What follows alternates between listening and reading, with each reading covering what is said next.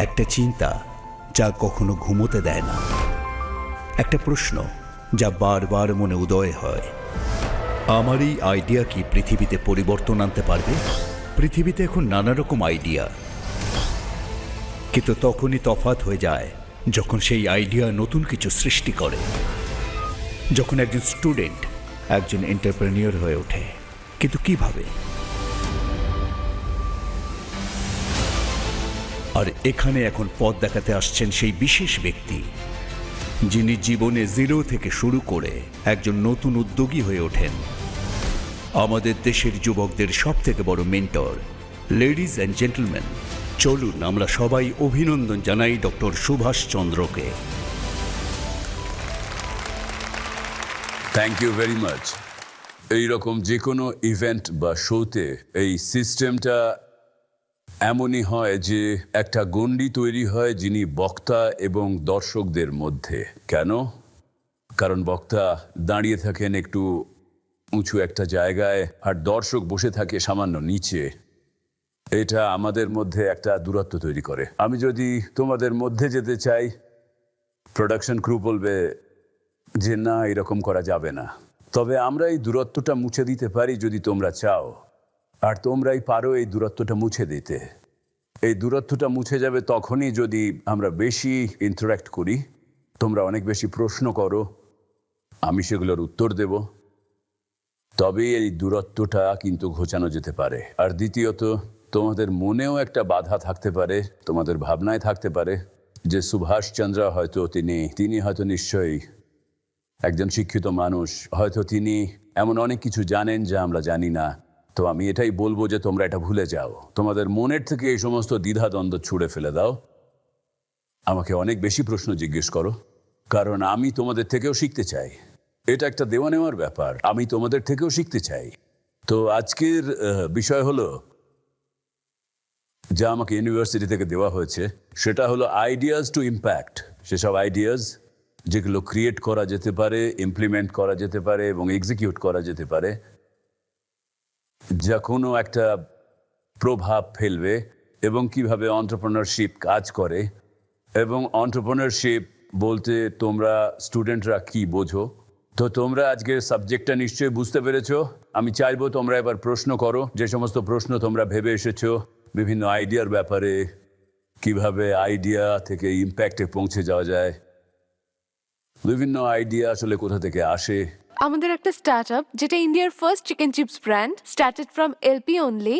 একজন young founder হয়ে chicken আমাদের লাইফ, আমাদের ড্রিম, আর অবশ্যই একটা রেসপন্সিবিলিটি। কিন্তু তার পাশাপাশি আমাদের বাড়ির লোকেরাও বা আমাদের পেরেন্টসও আমাদের কাছে কিছু এক্সপেকটেশন রাখে, স্টেবিলিটি, সিকিউরিটি, আর আমাদের লাইফ কিভাবে চলবে। তো স্যার, আমার প্রশ্ন এটাই, কিভাবে আমরা দুটোই ম্যানেজ করব আর কোনো ফেলিয়ার না হয়ে একটা বড় কিছু সৃষ্টি করব। তোমরা সেটা করতেই পারো, কিন্তু সেটা আজ একটা স্টার্টআপ হিসেবেই নয়। যখন তোমরা আরো একটু স্টেবল হয়ে যাবে, তখন তোমরা দুটো রিকোয়ারমেন্টই ফুলফিল করতে পারবে। এবং পাশাপাশি যখন তোমাদের বিজনেস খুব ভালো করে এস্টাবলিশ করে যাবে, তখনও কিন্তু একটা জিনিস অবশ্যই মনে রাখবে, জীবনে কোনো কিছুই পার্মানেন্ট নয়। আমি নিজে ফেলিয়ার দেখেছি আমার বিজনেস করার 50 বছর অতিক্রম করার পরেও। 50 বছর পর। সেই জন্যই এই যে শোটা, যেটা আগে আমি করছিলাম, সেটা আমি বন্ধ রেখেছিলাম 4-5 বছরের জন্য। আমি আবার শুরু করেছি। এই 5 বছর আমি বন্ধ রেখেছিলাম কারণ আমি যদি শো করতাম, তাহলে লোকে বলতো পাওনাদারেরা পয়সা পাচ্ছে না, ব্যাংককে ধার শোধ করছে না, এদিকে ভাষণ দিচ্ছে। এই কারণেই বন্ধ রেখেছিলাম। কারণ আমাদের সোসাইটি, বিশেষ করে পার্টিকুলারলি ভারতীয় সমাজ, ভীষণ জাজমেন্টাল। তাই সবসময় মনে রেখো, কোনো কিছুই পার্মানেন্ট নয়। ভালো সময়ও নয়, খারাপ সময়ও নয়। And I wish you all the best. You will succeed. Thank you so much sir. Thank you. Sir, আমার প্রশ্ন হলো যে, আপনি এক্ষুনি বললেন ইন্ডিয়ান সোসাইটির জাজমেন্টশিপের বিষয়ে। আমার টপিক হলো একটা ট্যাবু টপিক, আর এখানে অনেক স্টুডেন্টস রয়েছে যারা নিজেদের স্টার্টআপ তৈরি করতে চায় এই ট্যাবু টপিকের উপরেই। কিন্তু বাজারে তারা কিভাবে এর গ্রহণযোগ্যতা পাবে? আমরা শিওর হব কি করে যে সাধারণ মানুষ আমাদের জিনিস অ্যাকসেপ্ট করবে? এটা এমন ট্যাবু টপিকস যে সাধারণ মানুষ এখনো এই বিষয়টা নিয়ে ওপেনলি কথা বলতে পারে না। আমার মনে হয় যত দিন যাচ্ছে এই লিস্ট অফ ট্যাবুজ, যেটা হয়তো কোনো এক সময় সোসাইটিতে 500-র কাছাকাছি ছিল 10 বছর বা 20 বছর আগে, সেটা নিশ্চয়ই এখন কমে গিয়ে 2 সংখ্যায় দাঁড়িয়েছে। আর এই কমে যাওয়ার পেছনে কারণগুলো আমরা এখন ভালো করেই বুঝতে পারি, এবং বিশেষ করে জেন জি এবং জেন এক্সদের ক্ষেত্রে। অন্য আরেক দিন আমি আমার শোতে বলছিলাম যে এখন একেবারে অন্যরকম বা খুব কুল ভাবে, মানে যেমন বলা হয়, এই ট্যাবুগুলো নিয়ে আলোচনা করা হয়। হ্যাঁ স্যার। তো তোমাকে এমন কোনো উপায় খুঁজে বের করতে হবে, এমন কিছু শব্দ বাছাই করতে হবে যাতে করে তুমি অনেক মানুষের কাছে, বৃহত্তর সমাজের কাছে পৌঁছে যেতে পারো। হ্যাঁ, আর ঠিক, তুমি স্যার। যেটা বলছো সেটাও আজকের দিনে দাঁড়িয়ে তো আমার মনে হয় না যে এটা কোনো ট্যাবু। আর একটা কথা মনে রেখো, তোমরা যারা ফাউন্ডার, কতজন আছো তোমরা?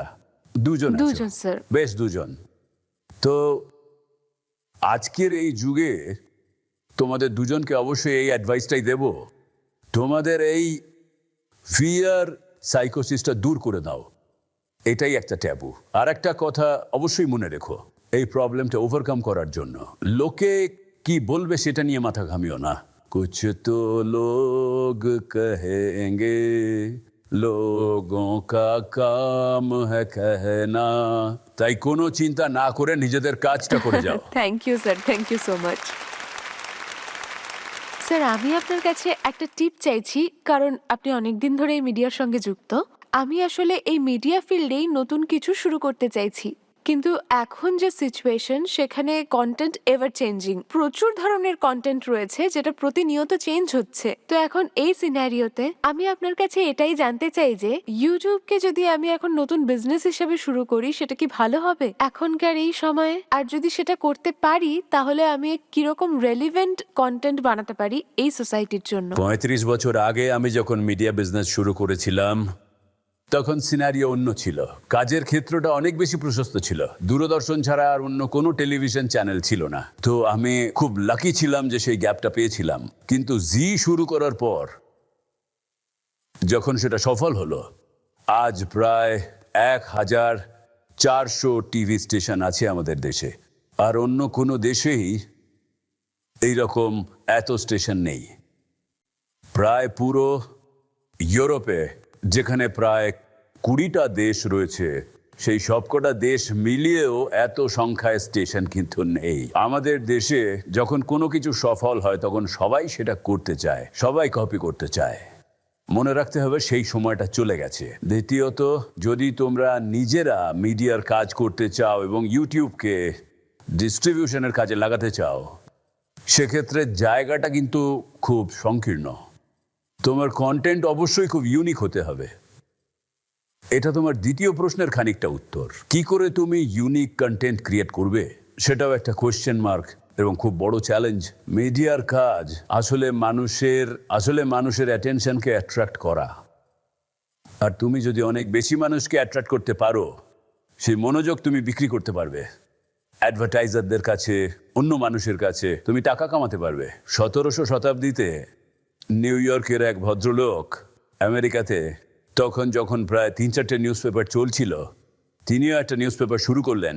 এবং এই একই প্রশ্ন তার মাথায় এসেছিল, কি করে আমি ইউনিক হতে পারি। তোমরা জানো উনি কি করেছিলেন সেই সময়? উনি নিজেই ক্রাইম করা শুরু করেছিলেন। মনে করো উনি কাউকে মার্ডার করে দিলেন বা কাউকে রেপ করলেন বা এই ধরনের কিছু। তাহলে একমাত্র তিনি সেই খবরটা জানবেন এবং নেক্সট মর্নিং তার নিউজ পেপারে সেটা ছাপা হবে। তোমরা এরকম কিছু করো না, কিন্তু তোমরা অবশ্যই ইউনিক কন্টেন্ট তৈরি করতে পারো, যেটা করতে গেলে তোমাদের অনেক ভাবতে হবে, হার্ডওয়ার্ক করতে হবে। স্যার, আমার কোশ্চেন আপনার কাছে, আমি আপনার থেকে অ্যাডভাইস চাইছি অ্যাকচুয়ালি। আপনি এই ইন্ডাস্ট্রিতে অনেক দিন ধরে কাজ করছেন, আর আপনি একটা বড় টিম নিয়ে কাজ করছেন।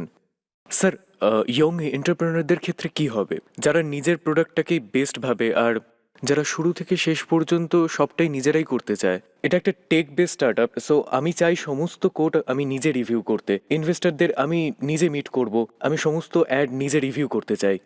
আমি এটা লক্ষ্য করেছি যে অনেক ক্ষেত্রেই এটা প্রোগ্রেসের রেটটাকে কমিয়ে দেয়।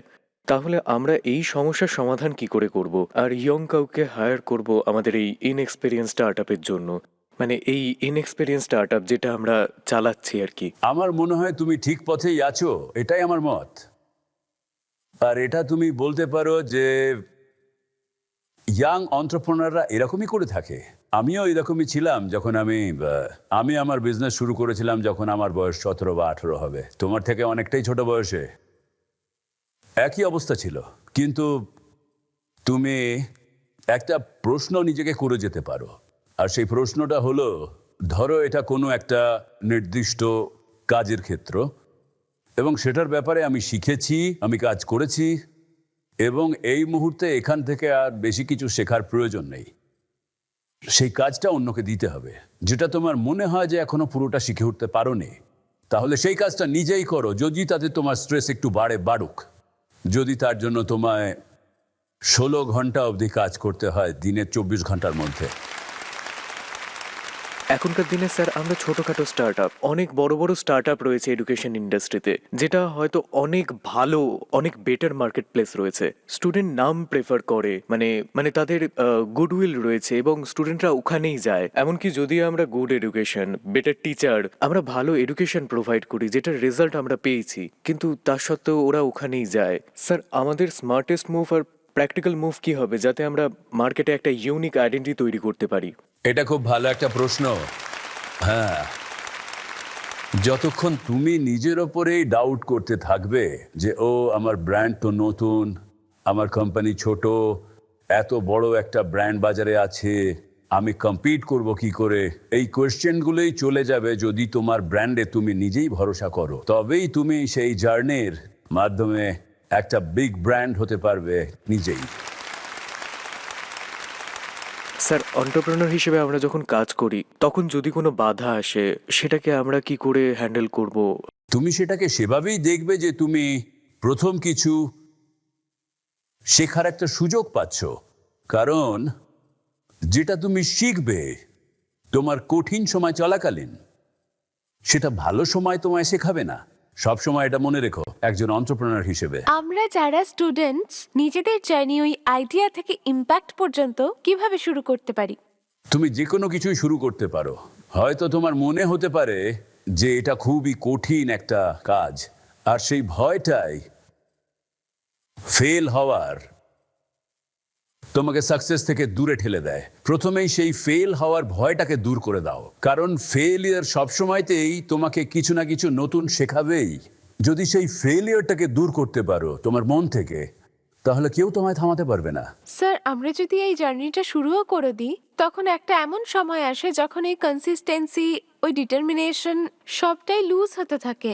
মানছি সেটাই আমার প্যাশন, কিন্তু তাও একটা সময় এমন আসে যে ওই মোটিভেশনটাই লুজ হয়ে যায়। কেন? স্যার হয়তো কি? আমরা যে চ্যালেঞ্জেস ফেস করি সেটার জন্য। একজন ইয়াং এন্টারপ্রেনার হিসেবে তোমরা প্লিজ তোমাদের জার্নি কন্টিনিউ করো একটা একমুখী ভাবনাকে সাথে করে। ঠিক যেমন ঘোড়ার দুপাশে ঠুলি লাগানো হয় এভাবে, যাতে ঘোড়া এদিক ওদিক না দেখতে পায়, ঠিক সেরকম ভাবেই একজন এন্টারপ্রেনার হিসেবে তুমি ডান দিকে বাঁ দিকে বেশি তাকিও না এবং কম্পিটিশন নিয়ে ভেবো না। নিজের কাজটা করো ভালো করে। শুধু একটা জিনিস মনে রাখবে, যে পণ্য বা যে সেবাটা তুমি তোমার কাস্টমারকে দিচ্ছ, সে তুমি যাকেই দাও, সেই কাস্টমার খুশি হচ্ছে কিনা। যতক্ষণ তুমি তোমার কনজিউমার বা কাস্টমারকে নিয়ে ভাবছো, যাদের জন্য কাজ করছো, তোমার কোনো ভয় নেই, ভয় থাকা উচিত নয়। Thank you so much thank sir. You, thank you. Yes, sir আজকাল স্টুডেন্টের কাছে অনেক আইডিয়া রয়েছে, তো আমরা কি করে বুঝবো যে কোন আইডিয়াটা আমাদের নেওয়া উচিত? যদি তোমার কাছে কোনো প্রবলেম বা ইস্যুর জন্য কোনো সলিউশন থাকে, তাহলে ডেফিনেটলি সেই আইডিয়া কাজ করবে। আর বাকিটা হলো এক্সিকিউশন। শুধুমাত্র আইডিয়া যদি সেটা ভালো হয়, সেটা কখনোই ইম্প্যাক্টে পৌঁছে দিতে পারে না যদি না তার মাঝের যে প্রসেসটা আছে সেটা ভালো করে মনিটর এবং এক্সিকিউট না করা হয়।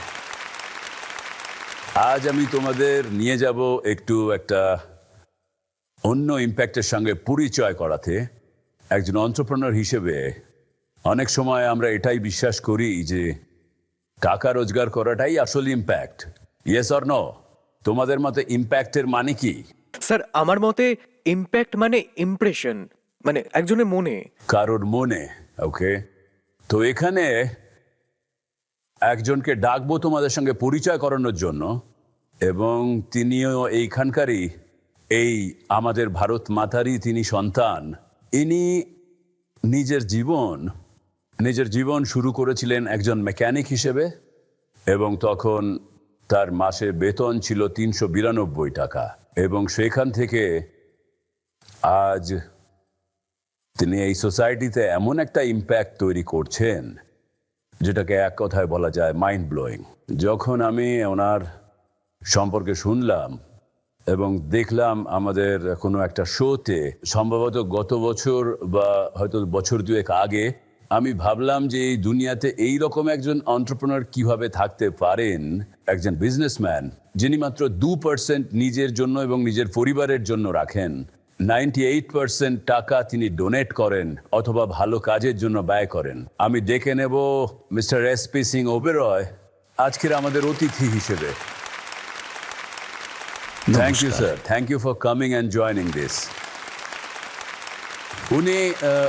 উনি রিসেন্টলি শুরু করেছেন একটা ইউনিভার্সিটি, যেটা সবেমাত্র এবছরে এই পথ চলা শুরু করেছে, কিন্তু এটা একেবারে পুরোপুরি ফ্রি এই আনন্দপুর সাহেবে, যেটা এখান থেকে খুব দূরে নয়। কিছুদিন আগের ঘটনা এটা,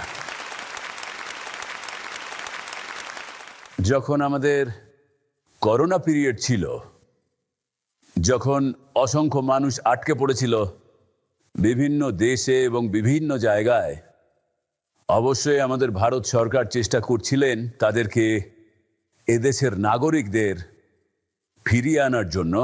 কিন্তু ইনি যা করেছেন সেটা হলো 700-রও বেশি মানুষকে উনি মিডল ইস্ট থেকে ফিরিয়ে এনেছেন, নিজের পকেটের টাকা খরচ করে, প্লেন ভাড়া করে এই দেশে তাদেরকে ফিরিয়ে এনেছেন। স্যার, আপনি কি আমাদের এই দর্শকদের জানাবেন কোথা থেকে এই মোটিভেশন আপনি পেলেন, এই ভাবনাটা এলো কোথা থেকে যে অন্যের জন্য রোজগার করতে হবে, নিজের জন্য নয়? অন্যের জন্যে রোজগারের বিষয়টা তো পরে, প্রথমে ভাবতে হবে অন্যের জন্য খরচ কি করে করব। বুঝলাম, আপনারা বুঝতে পেরেছেন। অন্যের জন্য রোজগার করা তো আলাদা কথা, কিন্তু খরচ কি করে অন্যের জন্য হবে সে ব্যাপারে উনি বলতে চাইছেন। হ্যাঁ, বলুন। যেমন ধরুন, ওই প্রত্যেকটা মানুষেরই মনে একটা ইচ্ছা থাকে যে ভালো ব্যবসায়ী হব, অনেক বেশি বেশি টাকা রোজগার করব, অনেক অনেক সম্পত্তি হবে, প্রত্যেকে এটাই চেষ্টা করে। আমিও তাদের মধ্যেই একজন। আমিও আমার ক্যারিয়ার শুরু করি যেভাবে আপনি বললেন, প্রত্যেক মানুষের মনে এটাই আসে যে আমি অনেক টাকা রোজগার করব, টাকার পিছনে দৌড়োদৌড়ি শুরু হয়। আমিও সেরকমই ছিলাম। আজকে যেসব বাচ্চারা প্রশ্ন করলো আর আপনি তাদের প্রশ্নের উত্তর দিলেন সবাইকে, যখন আমি ছোট ছিলাম, 14 বছর বয়স, তখন আমার বাবা আমাকে বাড়ির সমস্ত দায়িত্ব দিয়ে দিলেন। উনি স্যালারি পার্সন ছিলেন।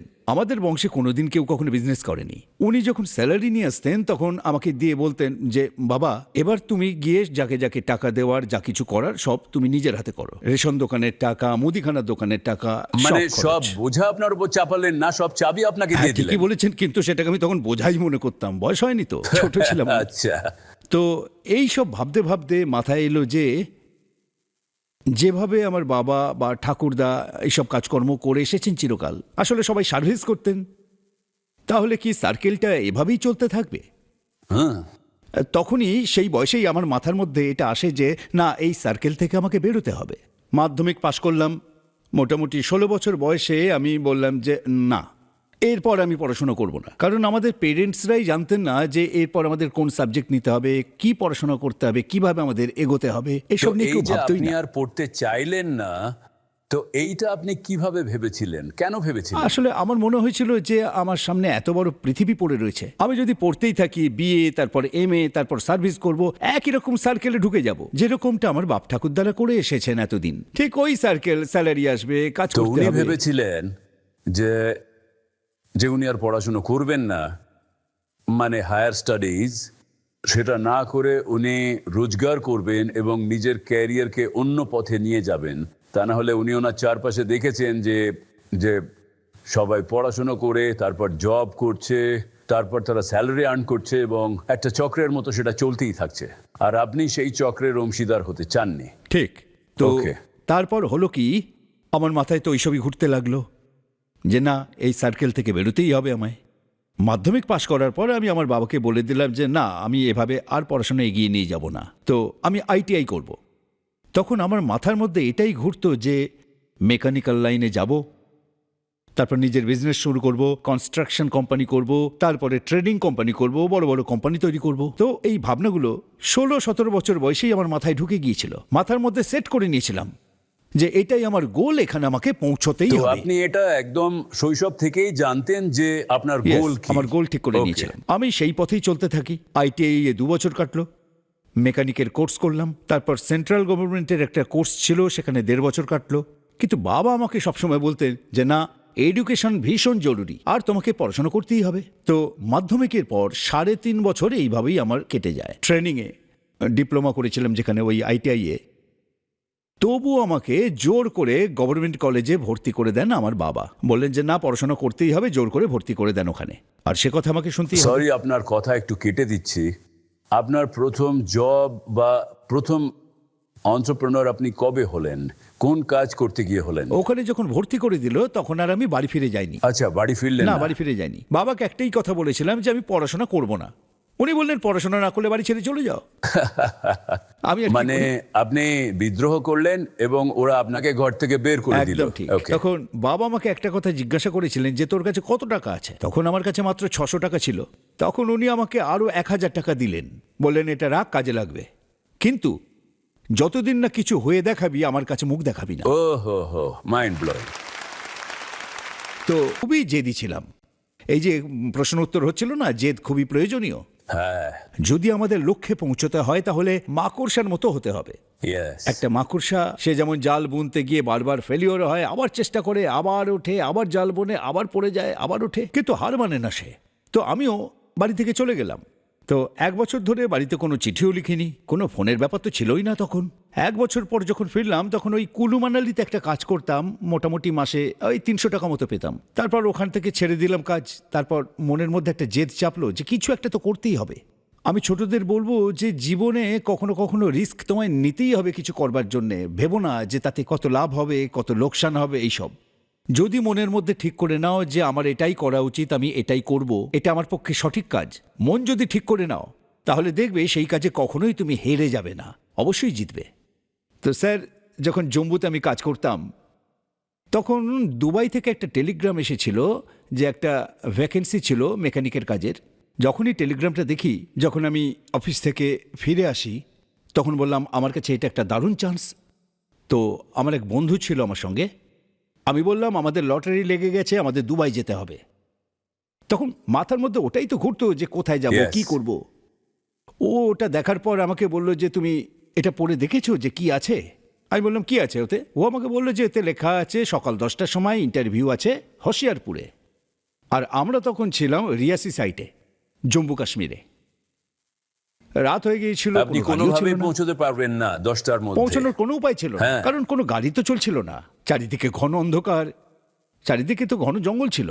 তারপর বসে গেলাম আমরা, তারপর আবার উঠে দাঁড়ালাম যে না, আমরা যাব। ও বললো কিভাবে যাব? আমি বললাম 46 কিলোমিটার দূরে আছি আমরা, 46 কিলোমিটার অনলি। আমি বললাম লেটস গো। মোদ্দা কথা এটাই যে আপনার জেদ হ্যাঁ। আপনাকে সেখানে পৌঁছে দিল 10টার আগেই। স্যার, তারপর আমরা দুজনে হাঁটা শুরু করি, 10 হ্যাঁ, সে যাই কিলোমিটার হোক, করে করে যেভাবেই হোক। পৌঁছে গেলাম। হ্যাঁ, দুবাই পৌঁছে গেলাম। দুবাই পৌঁছে যাওয়ার পর প্রথমে আমি একটা জব শুরু করি, তারপর একটা বিজনেস শুরু করি, তারপর একটা কোম্পানি, 2টো কোম্পানি, 6টা 7টা 8টা কোম্পানি, হোটেলও বানিয়েছিলাম আমি। আপনি স্যার আমাকে প্রশ্ন করেছিলেন যে এই চেঞ্জটা কিভাবে এলো। একদিন আমি হোটেলে নিজের কাজে বসে আছি, অফিসে নিউজ পেপার এলো, সেখানে একটা খবর ছিল, যে খবরটা হয়তো আপনিও পড়েছেন তখন।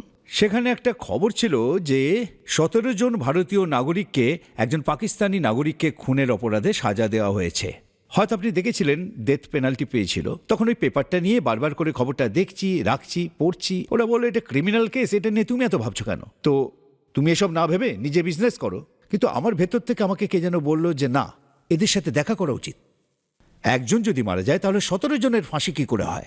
এটা 30শে মার্চ 2010-এর খবর। আমি ওদের সাথে দেখা করতে গিয়েছিলাম। ওদের সাথে দেখা করে যখন ফিরে আসি তখন মোটামুটি 6 ঘন্টা কেটে গেছে। আমি তখন দেখতে পেলাম ওই 17 জনের মধ্যে 3 জন মাত্র ছিল যারা এই লড়াই ঝগড়ার মধ্যে যুক্ত ছিল। 3 জন জড়িত যুক্ত ছিল ছিল ওই 3 জন ঘটনার মাত্র, সাথে। আর বাকি যে সমস্ত ছেলেরা মানে 14 জন ছিল তারা তো একে অপরকে চিনতও না। আমি তখন বুঝতে পারলাম এই সমস্ত ছেলেগুলো কিন্তু একেবারে ইনোসেন্ট, এরা কিচ্ছু করেনি।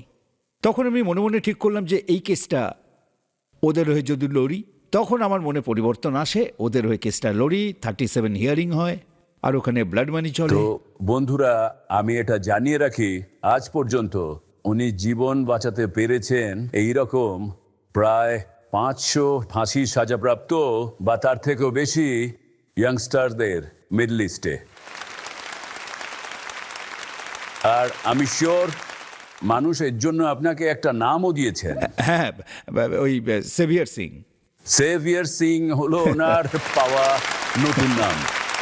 স্যার, আমি সেভিয়ার সিংও আমি পেপারে পড়েছি যে লেখা সেভিয়ার সেভ 10 এইভাবে আর কি লেখা, খালিস্তানি পেপার ছিল সেটা। আমি তখন ওদের প্রশ্ন করি যে এই সেভিয়ার সিং মানেটা কি, মানে আমি ওদের জীবন সেভ করেছি সেই জন্য লেখা। ওরা বললো আরো মিনিং আছে। ঠিক ওই সময়েরই একদিন আগে আবুধাবিতে 10 জনের ফাঁসি হয়েছিল। তখন আমাকে কেসটা নিতে বলেছিল, 10 জনের ফাঁসি মুকুব হয়েছিল। তারপর ওরা লিখেছিল সেভ 10 পিপল, এইটা তো ওদের সেভিয়ার হয়ে গিয়েছিল। সেভিয়ার হয়ে গেল। হ্যাঁ। আর এখন আপনার নিকনেম হয়ে গেছে সেভিয়ার সিং। সেভিয়ার সিং। তো এই হলো একটা জেদ, অদম্য ইচ্ছা, যা দিয়ে ইনি কাজ করে চলেছেন। আর এছাড়াও আমি এটাও শুনেছি এরকম অনেক, বিশেষ করে পাঞ্জাব, হরিয়ানা, কাশ্মীর এই সমস্ত জায়গা থেকে সাধারণত শ্রমজীবী মানুষেরা যায় মিডল ইস্টের বিভিন্ন দেশগুলোতে। আর এটা সত্যি যে যে অনেক অনেক সময় অনেক মানুষ কোনো কারণে হতাশ হয়ে গিয়ে আত্মহত্যা করে নেয় বা অ্যাক্সিডেন্টে কেউ মারা যায়। অনেক সময় সেখানে তার পরিচিত বা আত্মীয় স্বজন এইরকম, মানে তার ডেড বডিকে সামলানোর মতো কেউ থাকে না। আমি শুনেছি এরকম পরিস্থিতিতেও আপনি সাহায্য করেছেন। হ্যাঁ স্যার, কয়েক বছর আগে ইন্ডিয়ান এম্বাসি আমার সাথে কন্ট্যাক্ট করে। আদমপুরের কোনো ছেলে, তার ওই ডেড বডি পাওয়া যায়, তার ফিঙ্গারপ্রিন্ট চেক করে দেখা যায় যে তার পাসপোর্ট, অ্যাড্রেস। আমি খোঁজ পেয়ে যাই ওখানে গিয়ে, তারপর তার ফ্যামিলিকে ওখানে নিয়ে যাই। সেটা প্রথম ডেড বডি ছিল, ওই 2014-15 সালের ব্যাপার। তারপর সেই ডেড বডি আমরা পাঞ্জাবে নিয়ে আসি, তারপর তার বাড়িতে সৎকার হয়। তারপর লোকজন জেনে যায় ওখানে অন্তত একজন কেউ আছে যে তাদের ডেড বডি নিয়ে আসে। আজ পর্যন্ত আমি মোটামুটি ধরুন ওই 431টা ডেড বডি নিয়ে এসেছি। এইটুকু my করতে God! পেরেছি এখনো পর্যন্ত। 431টা ডেড বডি উনি নিয়ে এসেছেন মিডল ইস্টের বিভিন্ন দেশ থেকে আমাদের এই দেশের মাটিতে। এইরকম কোনো অন্ত্রপ্রনারের কথা আপনারা শুনেছেন বা দেখেছেন এমন কাউকে, তাহলে তিনি হয়তো সেভিয়ার সিং। আপনি যে ট্রাস্টটা তৈরি করেছেন সেখানে আপনি কি বাইরে থেকেও টাকা পয়সা নেন? না স্যার, আমাদের ট্রাস্ট যখন শুরু করি আমরা মাত্র 3 জন ছিলাম। তারপর এর পরিধি বাড়তে থাকে, অনেক ভালো ভালো লোক আমাদের সাথে জয়েন করে। এখন আমাদের অফিসের সংখ্যা 76, তার মধ্যে মোটামুটি 14 অফিস আউট অফ ইন্ডিয়া। মোটামুটি পাঞ্জাবে 30টা অফিস, তারপর হরিয়ানা, হিমাচল, রাজস্থান ইত্যাদি। এই জায়গায়। ট্রাস্টের 70টারও বেশি 76, অফিস হ্যাঁ, আছে। হ্যাঁ হ্যাঁ, মোটামুটি 3600 জন বলতে পারেন আমাদের মেম্বার।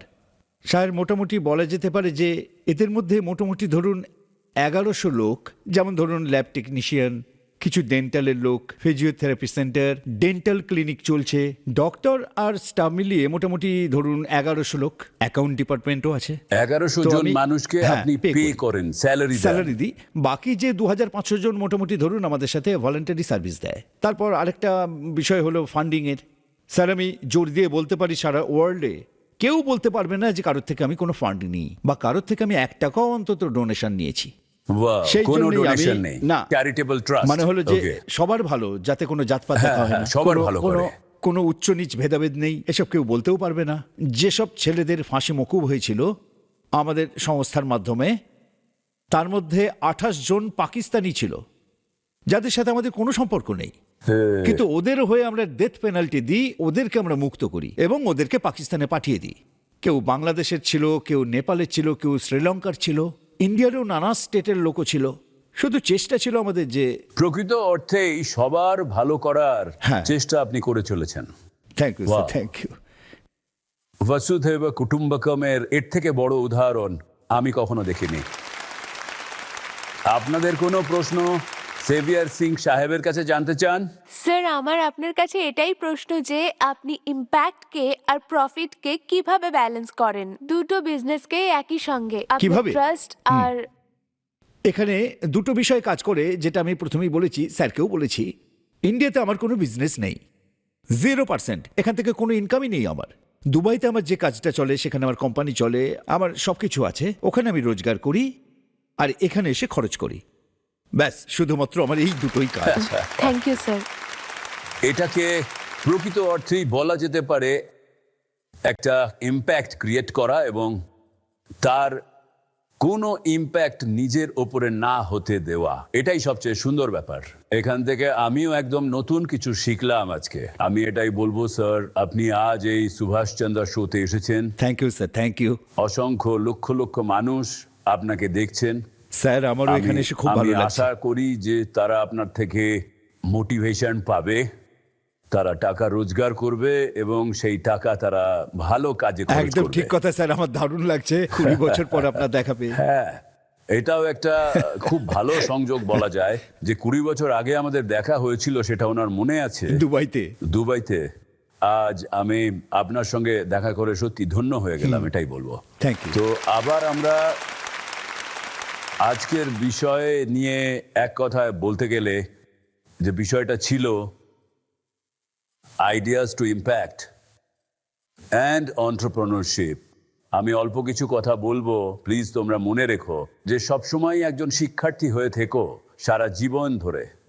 তোমরা সাকসেসফুল হয়ে গেলেও শেখা ছেড়ে দিও না, সবসময় একজন শিক্ষার্থী হয়ে থাকো।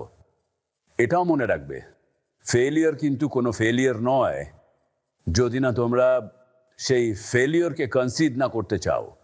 তোমাকে অ্যাকসেপ্ট করতে হবে যে ফেলিয়র হয়েছে, কিন্তু ফেলিয়রটাই একমাত্র জিনিস নয়। তোমরা যদি লড়াই চালিয়ে যেতে পারো, তোমরা সফলতা পাবে। জীবনে কোনো কিছুই পার্মানেন্ট নয়, এটাও মনে রাখবে তোমরা। এটাও তোমাদেরকে অনেক সাহস, ভরসা যোগাবে এবং মোটিভেশন দেবে কাজ করে যাওয়ার, যেমন ইনি করে চলেছেন। একটা কথা আছে, সাকসেস ইজ নট ফাইনাল। এটা কোনো ফাইনাল ডেস্টিনেশন নয়। Failure is not fatal. মনে রেখো এটা। তাহলে এটা আসলে কি? এটা হলো সেই সাহস যা কাজে এগিয়ে দেয়, আর সেটাই আসল কথা। আর এর সাথে সাথে আমি বলবো thank you very much for your patience, আমাদের কথা শোনার জন্য। Thank you very much.